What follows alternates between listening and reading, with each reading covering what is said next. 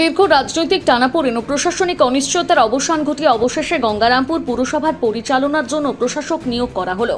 সোমবার বিকেলে প্রশাসনের পক্ষ থেকে গঙ্গারামপুর মহকুমা দপ্তরের ডেপুটি ম্যাজিস্ট্রেট ও ডেপুটি কালেক্টর মোস্তাক আহমেদের নাম পুর প্রশাসক হিসেবে ঘোষণা করা হয়। প্রশাসনিক সূত্রে জানা গিয়েছে, খুব শীঘ্রই তিনি আনুষ্ঠানিকভাবে দায়িত্ব গ্রহণ করবেন। প্রশাসক নিয়োগের ঘোষণার পর গঙ্গারামপুরের রাজনৈতিক মহলে নতুন করে চর্চা শুরু হয়েছে। বিশেষ করে পদ্ম শিবিরের কর্মী সমর্থকদের মধ্যে উচ্ছ্বাসের পরিবেশ লক্ষ্য করা যায়।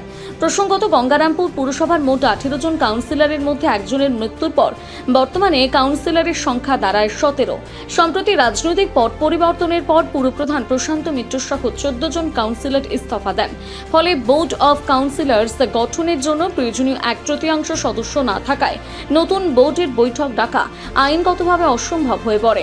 এই পরিস্থিতিতে পশ্চিমবঙ্গের প্রচলিত পুর আইন অনুযায়ী পুরসভার প্রশাসনিক কার্যক্রম সচল রাখতে প্রশাসক নিয়োগের সিদ্ধান্ত নেয় প্রশাসন। সেই সিদ্ধান্তের ভিত্তিতে সোমবার গঙ্গারামপুর পুরসভার প্রশাসক হিসেবে ডিএমডিসি মোস্তাক আহমেদের নাম আনুষ্ঠানিকভাবে ঘোষণা করা হয়। এখন প্রশাসকের নেতৃত্বে পুরসভার দৈনন্দিন প্রশাসনিক কাজকর্ম ও নাগরিক পরিষেবা স্বাভাবিকভাবে পরিচালিত হবে।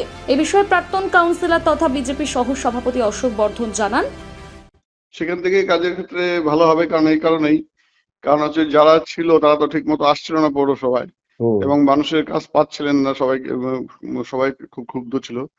তো অ্যাডমিনিস্ট্রেটর এখন বসে যাওয়াতে কাজগুলো হবে এবং সঠিকভাবেই কাজ হবে। মানুষ এখন পরিষেবা পাবে। গঙ্গারামপুর থেকে বিশেষ প্রতিবেদন, নিউজ টুডে।